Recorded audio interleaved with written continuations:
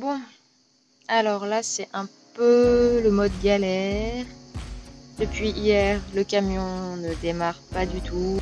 Mais bon, moi je reste persuadée que de toute façon, il y a forcément des problèmes.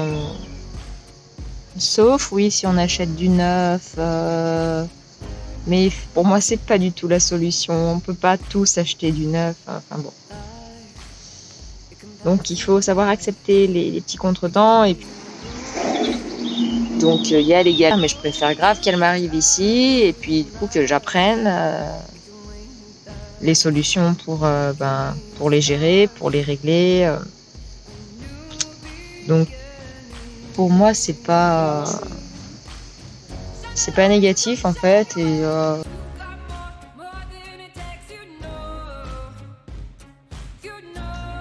bon, j'avais envie de faire un petit point sur la situation compliquée pour montrer comment ça peut se passer quand on achète un véhicule, qu'on n'a pas l'expérience de ça du tout, qu'on est une femme, qu'on ne connaît pas spécialement la mécanique et qu'on se retrouve face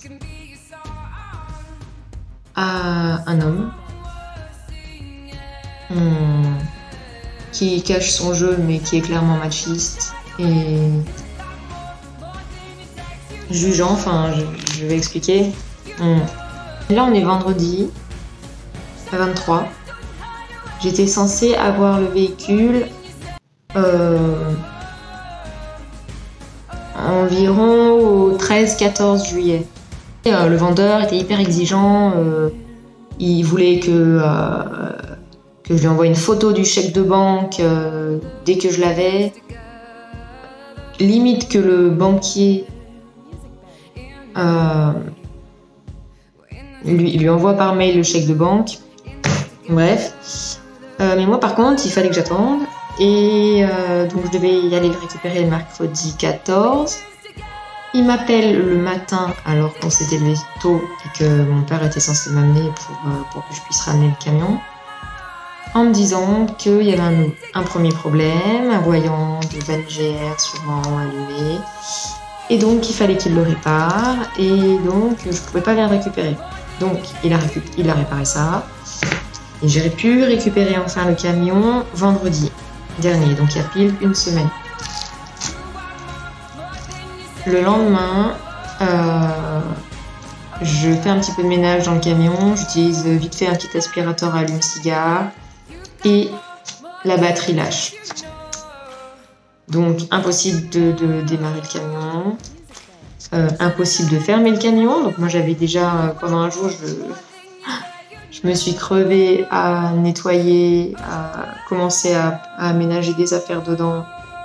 Donc j'y ai apporté des affaires et ensuite je pouvais plus fermer le camion.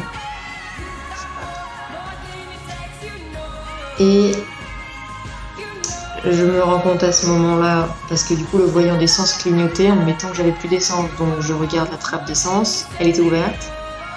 Et impossible de la fermer, la clé qui tourne dans le vide du jeu. J'essaye d'ouvrir les portes arrière avec la clé, du coup la clé ne rentre pas dans la serrure des portes arrière. Génial. Donc je rappelle le gars, et là il finit il va me mettre en doute. Oui, qu'est-ce que vous avez fait? Vous avez encore fait des choses qu'il ne fallait pas. Quand je lui reposais des questions, parce qu'il y a 36 000 boutons et choses que je ne connais pas, des fois je lui redemandais: ah mais je vous ai déjà expliqué, mais vous n'avez pas de mémoire. Parce que ça, cet argument de j'ai pas de mémoire, il me l'a répété plein de fois. Donc je finis par lui dire que j'avais quand même obtenu un bac S avec mention bien, je lui ai pas dit, mais c'est le cas, et que j'avais un master. Vous êtes susceptible en plus. Ok, deuxième remarque. Enfin, deuxième, non, c'est pas la deuxième, parce que déjà, dans ses messages, il m'avait pas dit: oh, je veux pas vous traiter de femme faible.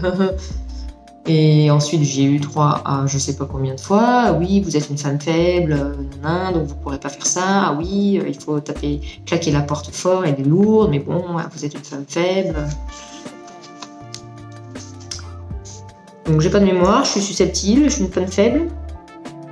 Et quand je veux répondre et donner mon avis sur ce qu'il est en train de raconter, la voix monte. Oh, je vais vous me laisser finir, oui. Attendez, c'est pas possible, vous allez pas m'interrompre, vous me laissez parler. Ok. Donc en gros, moi je ne parle pas. Et j'attends que monsieur ait fini de parler sans rien dire. Sinon, j'ai pas les infos. Donc de toute façon, j'ai pas le choix, je suis obligée. Donc voilà, tu te tais, tu dis rien, tu acceptes d'être une femme faible, susceptible, sans mémoire, et de te taire.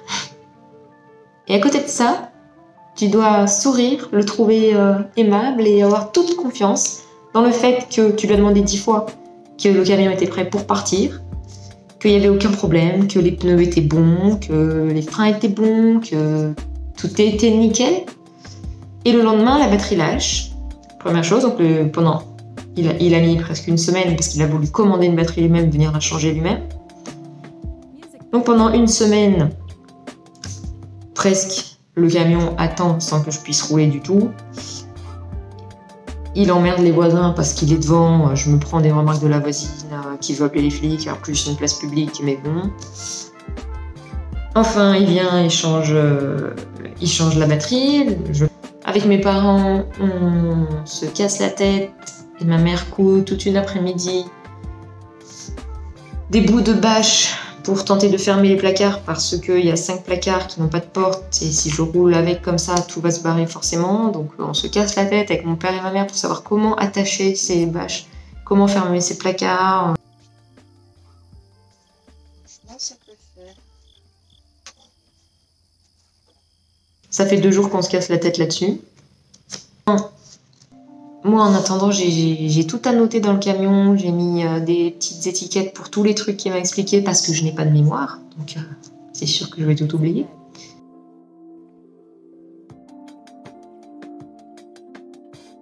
Forcément, vu qu'il a tout fait, donc lui, il sait à peu près. Et encore, il ne se souvenait pas de certains trucs. Il est obligé de rechercher. Hier, un livreur passe me livrer un colis parce que il y avait aussi un miroir de rétroviseur fissuré, donc à changer. Donc j'ai commandé ce miroir de rétroviseur. J'ai commandé aussi des pinces de démarrage au cas où il y a de problème. J'ai commandé un extincteur parce que on me l'a recommandé et parce qu'il y a 2 ans en camping-car avec Laura, on avait eu un début d'incendie électrique avec plein de fumée, ce qui était pas rassurant du tout. Là, franchement, moi j'ai une bonne frayeur et je sais que dans ces cas-là, ça peut être vraiment grave. Et donc je lui ai expliqué ça. Je lui ai demandé de m'expliquer comment couper toute alimentation électrique, l'alimentation des batteries, si en cas de problème comme ça. Là, je me suis fait traiter de peureuse. Parce que lui, de toute façon, il n'y a aucun souci, il a tout bien fait. Donc il ne peut pas y avoir de problème électrique, il ne peut rien avoir comme problème. De toute façon, on voit, il n'y a pas de problème. Donc voilà, je suis simplement peureuse. Mais bon, si je veux vraiment savoir, ça se passe là. Donc ouais, j'ai quand même vraiment voulu savoir et j'ai noté comment couper l'alimentation des batteries, etc. J'ai attendu qu'il m'explique en me taisant et en ne disant rien, en acceptant mon statut de peureuse. Quand il est venu pour changer la batterie aussi, je lui dis là en fait il n'y a pas de lanterneau. Et donc là il commence à faire chaud en fait et je me rends compte que il va faire très chaud la nuit et que je sais pas comment faire pour avoir un peu d'air la nuit, sachant que j'ai pas franchement envie de dormir toute seule en ouvrant les fenêtres. Et que donc je ne peux même pas ouvrir de lanterneau. Elle me dit oh mais pourquoi vous voulez pas? Vous avez peur qu'on vous vole? Vous avez peur qu'on vous viole? Je lui dis bah oui. Je dis oui, ça m'est arrivé, je me suis fait violer, fracasser, j'ai failli crever. Donc oui, effectivement ça arrive et je n'ai pas spécialement envie que ça m'arrive de nouveau. Donc ah oui, alors là en ce moment la justice ça marche n'importe comment. Il y a du gros laxisme avec la justice. C'est ça le problème, c'est la justice. Pas...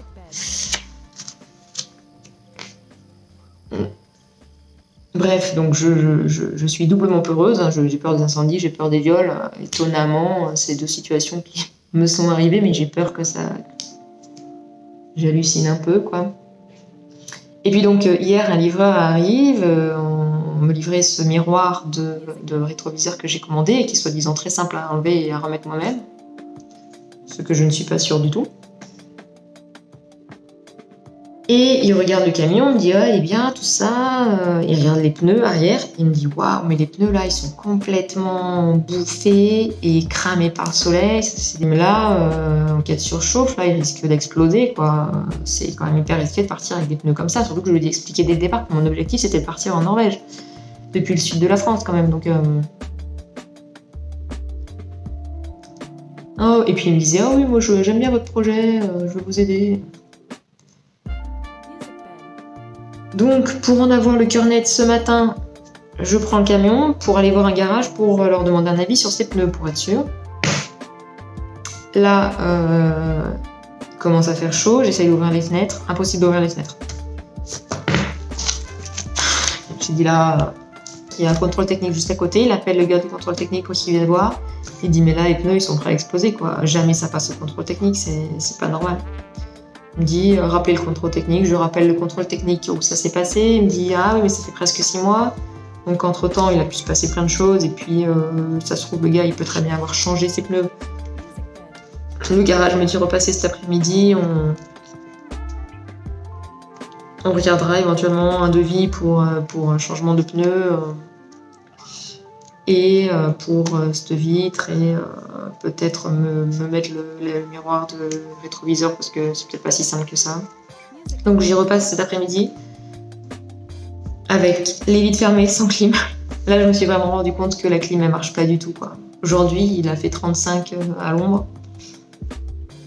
Heureusement qu'il n'était pas hyper loin le garage parce que vitres fermées sans clim en plein après-midi par plus de 35 degrés, enfin 35 à l'ombre, donc plus que ça au soleil, c'est juste pas possible. La serrure arrière ne marche pas. Le rétro du milieu, il n'y en avait pas, il m'en a mis un qui se règle quasiment pas. La trappe d'essence tourne dans le vide, tu sais jamais quand tu la fermes ou quand tu l'ouvres.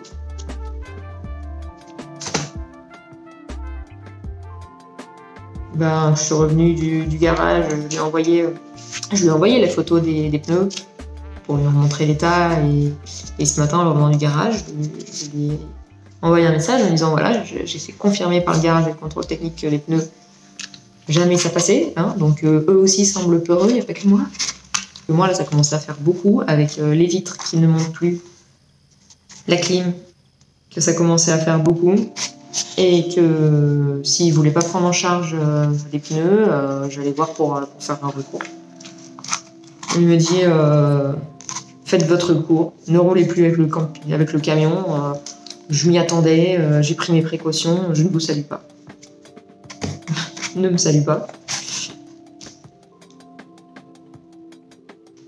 Tu prends tout dans la gueule, t'encaisses, sans lui dire comment tu prends si je te traite d'homme faible, sans mémoire, peureux, susceptible. Je te demande de te taire. Déjà, comment tu réagis? Accepte ça, juste pour avoir les infos, tout ça, en essayant toujours de rester cordial, machin. Ça fait faire 15 jours que j'attends ce camion qui soit prêt à partir. Ça va faire 1 mois que je veux partir. Et ben, parce qu'il y a des gars comme ça qui sont pas du tout honnêtes et qui embobinent en te disant oui, j'ai tout fait, tout va bien, tout est prêt, tu peux y aller, vas-y, fonce, tout est nickel, tu peux faire confiance et... Oh, mais je t'ai déjà expliqué, t'as pas de mémoire, oui, c'est 12 volts, c'est machin, 150 ampères, nanana. Enfin, moi, la dernière fois que j'ai entendu ces termes-là, c'était en 5e au collège, en cours de techno. Il croit qu'en une fois qu'il va me dire ça, c'est ça que je vais intégrer. c'est du, je sais pas, c'est du mépris, c'est mépris pour les femmes. Là. Oui, bah aussi, vous êtes là, vous croyez que vous savez tout faire, il faut demander de l'aide, il faut vous faire aider, demandez à votre frère. Ah, je sais, j'en ai la même à la maison, elle veut tout savoir, elle veut tout faire toute seule, alors que vous êtes une femme faible, alors il faut pas, vous pouvez pas. Ah oui, ça c'est vrai, pourquoi on veut tout faire? On peut pas, on est des femmes faibles, on peut pas faire toute seule. Il faut demander de l'aide, mais ça on veut pas. Non, non, on n'a pas eu l'habitude hein, de demander de l'aide en tant que femme, c'est pas du tout notre... C'est bizarre qu'on veuille faire les choses d'ailleurs, seul, pas eux. Par contre, hein, alors pas du tout. Cette rébellion, cette envie d'autonomie de la femme, c'est quand même une chose assez dingue. Et puis, oui, il m'a recommandé aussi de partir seulement en France, faire un petit tour par là. Hein. Pourquoi j'irais me mettre à mes risques et périls en Norvège, dans des endroits inconnus parce que, oui, il m'a quand même recommandé de demander à un homme fort de regarder comment on changeait la roue de secours, enfin, comment changer une roue avec la roue de secours, pour que je l'ai vu quand même, pour que je sache faire. Hein, parce que, oui, pour les pneus, c'est difficile de tout rappeler. Pour les pneus, il a nié l'affaire, donc j'étais peureuse et que donc ces pneus pouvaient rouler.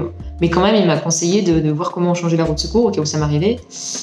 Et changer la roue avec la roue de secours. Et parce que c'est quand même très dur physiquement et donc de toute façon, je n'y arriverai pas. Mais de regarder quand même comment on faisait. Et d'acheter peut-être un petit compresseur pour regonfler mes roues en cas de crevaison, hein, ce qui était quand même apparemment probable. Pour pouvoir aller jusqu'à un garage, voilà, si ma roue est crevée. Ce qui risque quand même d'arriver, quoi. Ce qu'il a bien laissé entendre. Ouais, je me dis que j'aurais dû enregistrer les conversations, je sais pas comment, mais ça aurait été sympa. Il va même envoyer la photo du compresseur à acheter, du coup, et avec les clés à laine nécessaires en cas de crevaison. Mais bon, c'est sûr que si je fais qu'un petit tour autour de la maison, bah, je risque au moins de crever. Hein. Donc pourquoi vouloir aller dans un endroit où j'ai envie d'aller, hein, seule, en tant que femme faible? Ça ne se fait pas. Enfin, j'ai des idées, des lubies comme ça. Bref, voilà. La question est de savoir qu'est-ce que je fais maintenant. Est-ce que je tente un recours? Sachant que dans ce cas, bah, je renonce là à ce camion, donc en gros je renonce à partir parce que je ne vois pas comment je peux partir autrement. Donc je renonce à ce besoin vital d'aller en Norvège cet été. Parce que là, je craque, moi, j'ai trop besoin de revoir mon pays. C'est là-bas que je me sens bien, j'ai l'impression.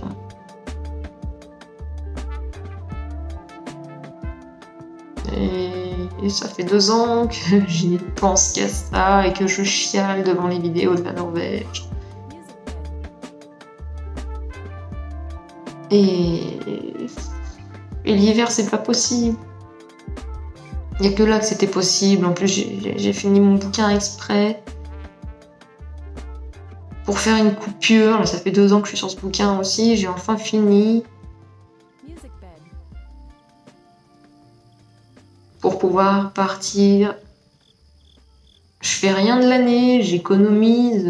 Oui, je suis au RSA, mais je roule presque pas. Je fais pas trop de sorties. De toute façon, j'étais dans un état aussi minable, donc j'ai rien pu faire depuis plus d'1 an. Donc voilà, je voulais mettre tout ce que j'avais, pas tout, mais enfin. Moi, c'était ce projet-là, j'ai mis de l'argent, j'ai mis de l'énergie, j'ai mis de l'investissement moral. J'avais vraiment besoin de ça, quoi. Et devoir y renoncer, là, c'est super dur. Moi, je ne me sentais pas capable de passer un été ici, de ne pas y retourner, quoi. Donc, je sais pas comment je vais faire et je sais pas quoi faire. En même temps, ne pas faire un recours, ça Ça m'énerve parce que j'ai aucune confiance. Je vais y mettre des frais là dans ce véhicule et j'ai plus confiance. Je sais pas qu'est-ce qu'il peut lâcher du jour au lendemain d'autres. Même pour le revendre derrière, j'ai vraiment pas envie de revendre un truc dont je ne suis pas du tout sûre de l'état et que la personne derrière ne va pas avoir des problèmes aussi, quoi.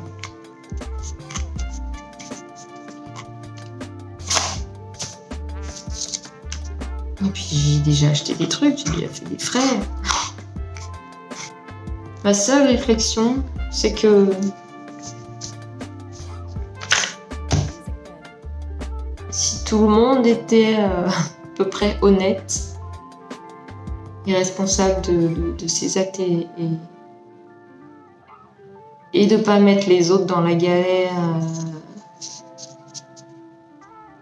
de tout faire pour ne pas mettre des autres dans la galère, pour les respecter, quel que soit leur genre, leur sexe, leur genre, ne pas juger et qualifier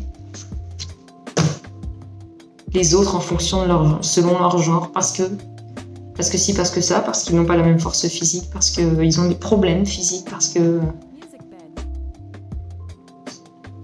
si on n'était pas jugé comme ça, là en tant que femme, et traité comme ça, eh ben ce serait quand même vachement plus simple. Ça, c'est le mot de la fin.